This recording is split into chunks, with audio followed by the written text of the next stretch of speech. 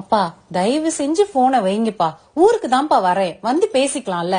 அதுக்குள்ள நொயின்னு இத்தனை தடவை போன் பண்ணிட்டே இருப்பீங்களா? எங்க இருக்க, என்ன பண்ற, கிளம்பிட்டியா, சாப்பிட்டியா? நான் என்ன சின்ன குழந்தையா, எனக்கு தெரியாதா? வைங்கப்பா, நான் வந்துட்டு பேசுறேன். என்னாச்சு? எங்க அப்பா தாங்க ஒரே தொல்லை, நொச்சுன்னு போன் பண்ணிட்டு இருக்காரு. ஆமாமா, தொல்லைதான்.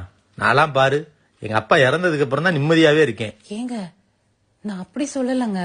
தம்பி எங்க இருக்க, யாரு கூட இருக்க, எப்ப வருவ, இவ்வளவு ஏமா? மிட் நைட்ல நான் ஃப்ரெண்ட்ஸோட சுத்தி லேட்டா வருவேன். இந்த மனுஷன் தூங்காம உட்காந்துருப்பாரு. போச்சுரா அன்னைக்கு 7:30 கூட்ட போறாருன்னு நினைச்சிட்டே வருவேன். அவ்வளவு திட்டுனதுக்கு அப்புறம் எங்க அம்மாட்ட போய் அவனை சாப்பிட்டு படுக்க சொல்றீன்னு சொல்லுவாரு.